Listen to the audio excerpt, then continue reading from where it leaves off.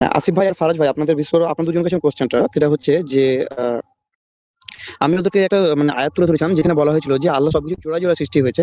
তো তারপর আমি কিছু এক্সেপশন দেখেছিলাম, যেমন হচ্ছে একটা কিছু মাকড়সা ছিল, হ্যামারহেড হাঙর নামে কিছু ছিল, এবং কিছু উদ্ভিদ আছে যেমন সিম, টমেটো, গাজর, এগুলো হচ্ছে আপনার এদের শুধুমাত্র একটা করে জেন্ডার এক্সিস্ট করে। তো ওনারা আমাকে বললেন যে এটা অ্যাকচুয়ালি শুধুমাত্র মানে সবজি বা মানুষ, মানে এক কথায় জীবজগতের ক্ষেত্রে না, এখানে কিছু একটা বোঝানো হয়েছে, যেখান থেকে আমাকে মানে নানা রকম টানা পেঁচানো যে বোঝানোর চেষ্টা করা হয়েছে, যে এখানে আসলে উত্তর, দক্ষিণ, পূর্ব, পশ্চিম এই ধরনের জিনিসগুলো বোঝানো হয়েছে, এবং যেগুলো মানে আমরা এক্সেপশন দেখছি ভাই এটা। বুঝতে বুঝতে হ্যাঁ, পেরেছি। আপনাকে একটা লেখা দেখাই যে ওনারা আগে আসলে এটাই ছিল, কোরআনে আসলে এটাই আছে যে প্রত্যেক নারী পুরুষের ব্যাপারটাই এখানে কোরআনে মিন করা হচ্ছে।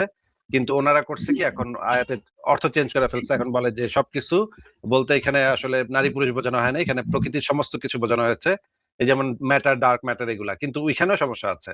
আপনি একটু এই লেখাটা একটু পড়বেন। ইসলামিক মিথ, প্রতিটি প্রাণী বস্তুকে জোড়ায় জোড়ায় সৃষ্টি। এখানে যে জিনিসটা দেখেন যে কোরআনের আয়াতে যে জিনিসটা আছে, সেই তিনি জোড়া সৃষ্টি করেছেন প্রত্যেকটির।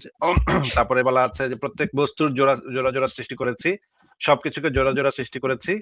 এবং আরেকটা আয়াতে যেটা বলা আছে যে তিনি সৃষ্টি করেছেন জোড়া, পুরুষ এবং নারী। এখানে কিন্তু খুব পরিষ্কার ভাবে বলে দেওয়া আছে, তাই না? আচ্ছা, তারপরে আমরা যদি, এবং আরো একটা আয়াত আছে, অতঃপর তা থেকে তিনি সৃষ্টি করলেন জুরি, পুরুষ ও নারী, যুগল, নর ও নারী। জোড়া জোড়া, এখানেও জোড়া জোড়া বলা আছে, পুরুষ এবং নারী, দুইটা আয়াতে এই জিনিসটা বলা আছে, নারী এবং পুরুষের কথা। আচ্ছা। এবং তাফসির গুলাতে যদি আমরা দেখি, তাফসিরে জালালাইনে যদি আমরা দেখি, এখানে দেখেন পরিষ্কার ভাবে বলা আছে যে তাদের নিজেদের হতে নারী ও পুরুষ এবং যা তারা অবহিত নয় বিস্ময়কর আশ্চর্যজনক সৃষ্টিকুল। নারী পুরুষ, প্রধানত নারী পুরুষের কথাই বলা হচ্ছে, কয়েকটা আয়াতে প্রত্যেক বস্তুর কথা বলা আছে, দুইটাই বলা আছে, আসলে দুইটাই স্পেসিফাই করে দেয়া আছে। এখন এখানে যে আয়াতের তাফসিরে যেটা বলা আছে, দেখেন আল্লাহ তাআলা ইরশাদ করেছেন, সমস্ত বস্তু নিচয় তিনি জুটি করে সৃষ্টি করেছেন, প্রত্যেক বস্তুকে স্ত্রী এবং পুরুষ এই দুলিঙ্গে এবং বহু শ্রেণীতে বিভক্ত করেছেন, মানব জাতিকে নারী এবং পুরুষ দুই শ্রেণীতে বিভক্ত করেছেন, ইত্যাদি ইত্যাদি।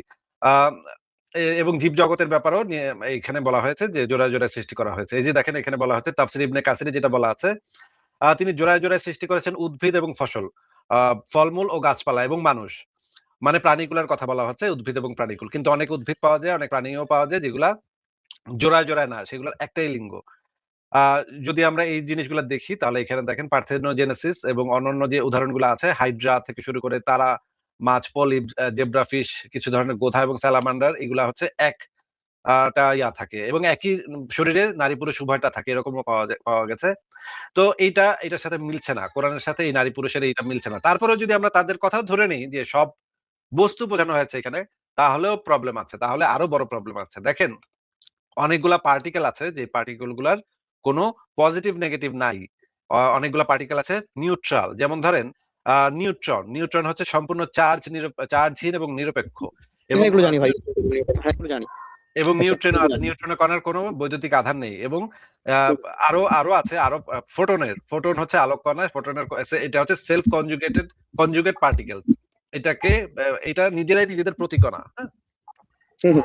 এটার কোনো বিপরীত কণা আসলে নাই। তারপরে মনে করেন এই যে জেড বোসন, তারপরে হিগস বোসন, এইগুলা কণাগুলো নিজেদের প্রতিকণা হিসেবে কাজ করে। এই কারণে এগুলা এগুলা স্ট্রিক্টলি নিউট্রাল কণা বলা হয়। এই কণাগুলাকে কোয়ান্টাম মেকানিক্স এর ভাষায় বলা হয় স্ট্রিক্টলি নিউট্রাল।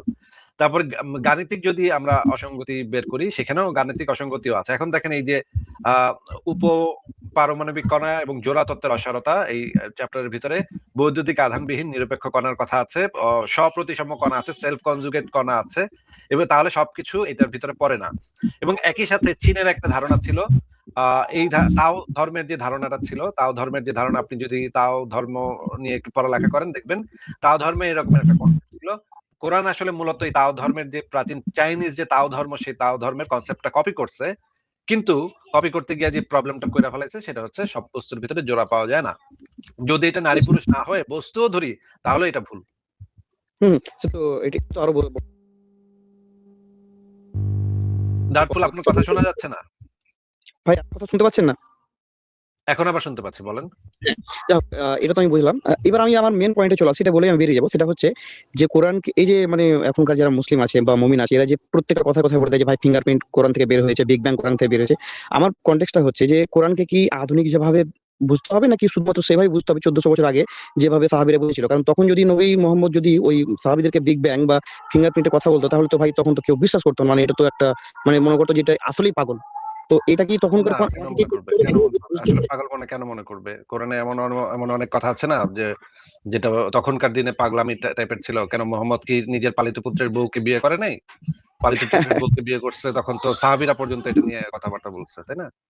হ্যাঁ, এটা যে মহাকাশে চলে গেছে আর সে নাকি উদ্ভট কথা মানুষ বলতে পারবে এই জন্য সে বলে না, এটা কেমন কথা? আমার কিন্তু মুমিন এই ধরেন ধরেন এই যে ইসলামকে বুঝতে হবে। আপনার ফিঙ্গারপ্রিন্ট সম্পর্কে যদি প্রমাণটা আমরা দিত তাহলে লোকজন বুঝতো না এবং লোকজন কি করতো, নবীকে বিশ্বাস করতো না। এই জন্য নবী আরো সাইন্টিফিক, মানে এই জন্য নবী নর্মাল কথা বলেছে। নর্মাল কথা বলতে এই যে নবীর কি কাজিনের সাথে যৌন সঙ্গম করতে যেয়ে ধরা খায়, সে হচ্ছে গিয়ে 7 আসমান ঘুরে চলে আসছে। এটা এইটা তো আরেকটা লোকজন বিশ্বাস ব্যাপার, করে নাই নাকি?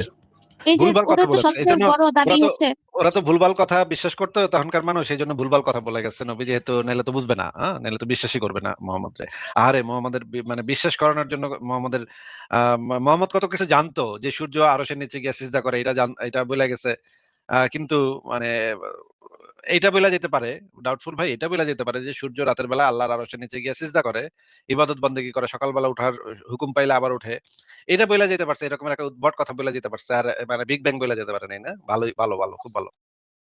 আরেকটা কথা, ওই যে ওদের তো সবচেয়ে বড় দাবি হচ্ছে সমস্ত প্রাণী নাকি মৃত্যুর স্বাদ গ্রহণ করে, সব নাকি মরে। আসলে আমরা তো জানি যে কিছু ধরনের জেলিফিশ আছে যেগুলো মরে না। এই বিষয়টা আমিও তুলেছিলাম। তো তখন ওরা বলছিল যে ভাই ওই একটা স্পেসিফিক এরিয়াতে বা স্পেসিফিক একটা ওর যোগ্য জায়গাতেই বাঁচতে পারে, বাট হতে পারে যে তাকে অন্য কোনো প্রাণী গ্রাস করবে বা মানে অনেক ধরনের টানা পেঁচানো মানে উত্তর দেয় আর কি। তো যাই হোক, আপনাদের সাথে কথা বলে খুব ভালো লাগলো।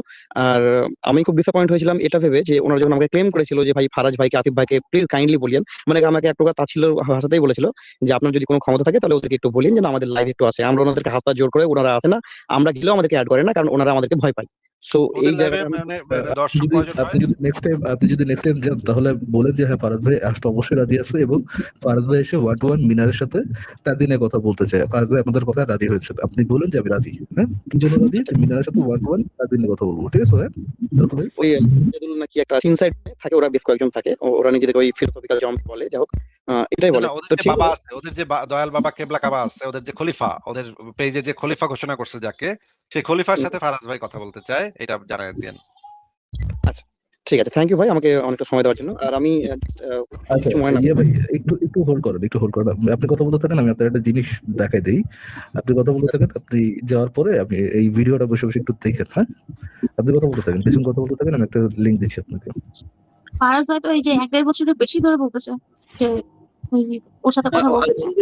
তবে আমি যেটুকু মানে আমার ক্ষুদ্র জ্ঞানে অবজার্ভ করলাম, ওনারা কিন্তু খুব খুব সূক্ষ্মভাবে কিন্তু কিছুটা ট্র্যাপ করে, যেখানে কিন্তু সাধারণ পাবলিক বা সাধারণ যারা এথিস্ট আছে, যারা ধর্মকে বিশ্বাস করতে চায় না, তারা কিন্তু মানে ওনারা জালটা বেছাই পাবে যে আপনাকে প্রথমে নিয়ে আসবে যে যেহেতু আপনি সবকিছু প্রমাণ করতে পারবেন না বায়োলজিক্যালি বা ফিজিক্যালি, তাই আপনাকে লজিক দিয়ে প্রমাণ নিতে হবে। এখন লজিক দিয়ে যদি যেতে হয় তাহলে আপনাকে প্রথমে আপনার ফার্স্ট কজ হিসেবে একটা সুপ্রিম পাওয়ার আসতে হবে।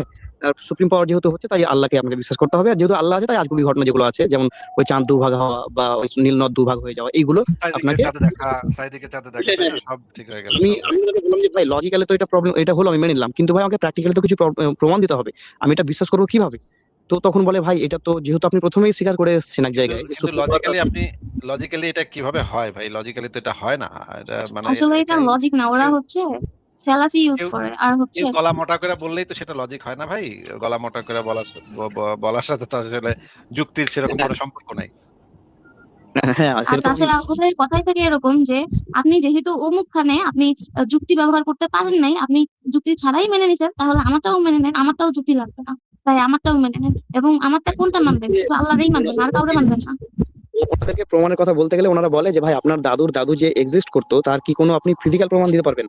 কিন্তু আপনি হ্যাঁ, তো তারা এক্সিস্ট করছেন। প্রমাণ দেয় না, আপনাকে বুঝাবে যে কেন প্রমাণ ছাড়াই মাইনা নিতে হবে। একটু একটু একটু একটু একটু একটু ডাউটফুল ভাই, আমরা তো আমাদের বাস্তব অভিজ্ঞতা থেকে দেখি যে মানুষের বাচ্চা হয়, তার বাচ্চা হয়, 2-3 জেনারেশন তো আমরা আমাদের নিজেদের চোখের সামনে দেখতে পাই, তাই না ভাই? হ্যাঁ অবশ্যই অবশ্যই এইখান থেকে তো যৌক্তিক দেখেন, 2টা কলা আর 2টা কলা যোগ করলে কয়টা কলা হয়? ডাউটফুল ভাই, অবশ্যই 4টা কলা হয়। এইটা যদি আমরা বাস্তবে কলা নিয়ে পরীক্ষা করে যদি শিওর হই যে 4টা কলাই হচ্ছে, তাহলে তো 2টা কমলা আর 2টা কমলা যোগ করলে যে 4টা কমলা হবে, এইটা আমাদের বাস্তব টেবিলে না থাকলেও আমরা এটা যৌক্তিকভাবে বুঝে যাব বা প্রমাণ করতে পারবো যে যেহেতু 2টা কলা প্লাস 2টা কলা 4টা কলা হয়েছে, সেহেতু 2টা কমলা, যেটা আমাদের হাতের কাছে নাই এই মুহূর্তে, আমাদের কাছে আমাদের টেবিলে শুধু কলা আছে, কমলা আমাদের টেবিলে নাই, কিন্তু এই যুক্তি ব্যবহার করে আমরা কিন্তু কমলা ছাড়াও হিসাব করতে পারবো যে 2টা কমলা প্লাস 2টা কমলা 4টা কমলা হবে, তাই না? হুম হুম এইটা তো ক্যালকুলেশন, এটা তো যৌক্তিক ভাবে ক্যালকুলেশন করি। এটার জন্য তো আমাদের বাস্তবে কমলা হাতে নিয়ে ধইরা হিসাব করে 4টা হিসাব মিলানোর দরকার নেই।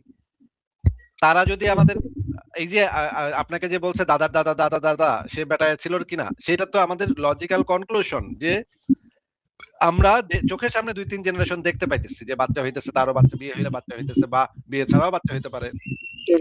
এইখান থেকে তো আমাদের এই লজিক্যাল কনক্লুশনটা তো এটাই আসে, কিন্তু তাদের ঈশ্বরের সপক্ষে তো কোনো লজিক্যাল কনক্লুশন নাই, সেটা শুধুমাত্র একটা বিশ্বাস আছে। বিশ্বাস এটা তো একটা অতি প্রাকৃতিক বিশ্বাস, তাই না? এটা তো এক না, এটা তো এক রকমের ব্যাপার না। তারপরে যদি তর্কের ক্ষেত্রে ধরেও নেই যে আপনি অন্ধবিশ্বাস করেন, দাদার দাদা দাদা ছিল, সেটা আপনি অন্ধবিশ্বাস করেন, এটা যদি আমরা ধরেও নেই, তাহলেও তো সেটা তো অন্ধবিশ্বাসই তো হইলো। আরেকটা অন্ধবিশ্বাস তো আরেকটা অন্ধবিশ্বাসকে জাস্টিফাই করতে পারে না, তাই না? আপনি বলতে পারতেন যে হ্যাঁ ভাই আমি তো অন্ধবিশ্বাস করি, আমার দাদার দাদা ছিল, এটা আমি অন্ধবিশ্বাস করি। এবার কোন আপনার আল্লাহরে কি আপনি অন্ধবিশ্বাস করেন? জিনিস রাসেল ভাই, এই যে ওরা যে বলে যে আপনি যেহেতু এই যে এটাকে অন্ধবিশ্বাস করছেন দাদা দাদাতে, তাহলে আমার আল্লাহতে অন্ধবিশ্বাস করেন, কিন্তু ওরাই আবার যে আল্লাহতে অন্ধবিশ্বাস করছে, এরা কিন্তু আবার ভগবানে অন্ধবিশ্বাস করে না। ওই সময় কিন্তু যুক্তি ঠিকই ব্যবহার করে, তখন তো কিন্তু তারা কনসিস্টেন্ট থাকতেছে না। ওরা খুব খুব বাজেভাবে শিফটিং করে। শিফটিংটা হচ্ছে যখন ওনাদের মানে যেখানে সায়েন্স প্রমাণ করতে পারবে না, তখন কিন্তু শিফট করে যাবে লজিকে, ফালাসিতে। আর যখনই চলে আসবে যে আমি যখন কিছু একটা বলবো যেটা হয়তো সায়েন্স দিয়ে প্রমাণ করছে, তখনই চলে আসবে ভাই সায়েন্স তো এটা প্রমাণ করে দিয়েছে, ভাই আপনি কি কি কথা বলছেন। তো আমি বলেছিলাম ভাই আপনাকে তো একটা একটা একটা গ্রাউন্ডের উপর স্টেবল থাকতে হবে। আপনি হয় যদি লজিক দিয়ে চান তাহলে সবকিছু লজিকে যেতে হবে, আদারওয়াইজ আপনি যদি সায়েন্স দিয়ে প্রুভ করছেন তাহলে সবকিছু আপনাকে সায়েন্স দিয়ে প্রুভ করতে হবে। তখন ভাই নানা রকমের কথা। আর আমি ভাই আমি তো ভাই ওদের কাছে গাল খেয়েও এসেছি। একদিন একটা কথা বলেছিলাম তো ভাই ওরা চেতে মেতে গাল টাল দিয়ে দিয়েছিল।